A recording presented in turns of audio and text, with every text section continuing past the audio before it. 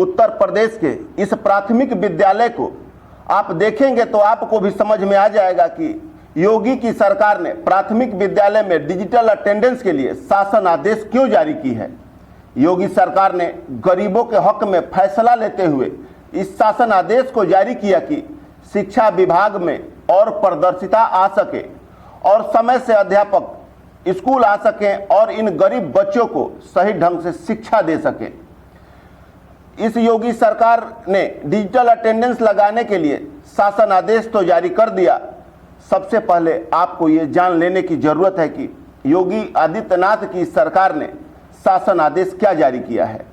8 जुलाई 2024 से सभी प्राथमिक विद्यालय में डिजिटल अटेंडेंस लगेगा। सभी टीचर समय से विद्यालय पहुंचकर अटेंडेंस लगाएंगे। जब छुट्टी होगा तब भी अपना अटेंडेंस लगाएंगे और साथ ही उन बच्चों को भी डिजिटल अटेंडेंस लगाना अनिवार्य है। और जिस विद्यालय में मानक से कम बच्चे पाए जाएंगे तो उस विद्यालय को समायोजित कर दिया जाएगा।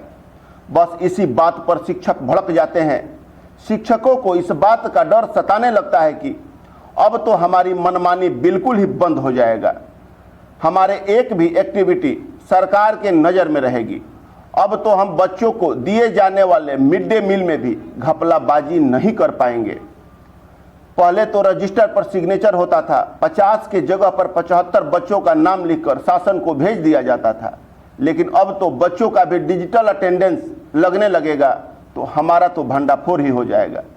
और सबसे बड़ा सवाल तो यह है कि जब डिजिटल अटेंडेंस लगने लगेगा तो बच्चों की ओरिजिनल संख्या सरकार जान लेगी, विद्यालय को समायोजित कर देगी और हम लोगों को कहीं दूर दराज ट्रांसफर कर दिया जाएगा। कहने वाली बात तो यह है कि जिस योगी सरकार की शक्ति की चर्चा देश में ही नहीं बल्कि विदेशों तक होती है, उस योगी सरकार के ही कर्मचारी योगी सरकार को चैलेंज करते हुए दिख रहे हैं और सरकार लाचार होकर सिर्फ और सिर्फ देख रही है।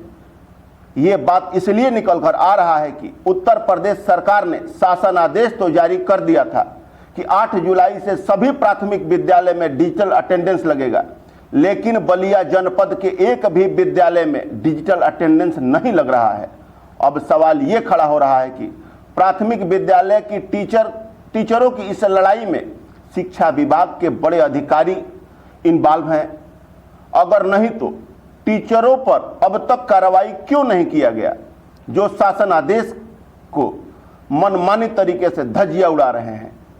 कुछ जानकारों का यह कहना है कि जिस तरह शिक्षा विभाग सरकार के आदेश का अनुपालन न करके सरकार को कमजोर दिखाने की कोशिश कर रही है, अगर इसी तरह चलता रहा तो वो दिन दूर नहीं जब उत्तर प्रदेश के हर विभाग के कर्मचारी सरकार के आदेशों को चैलेंज करते हुए दिखाई देने लगेंगे।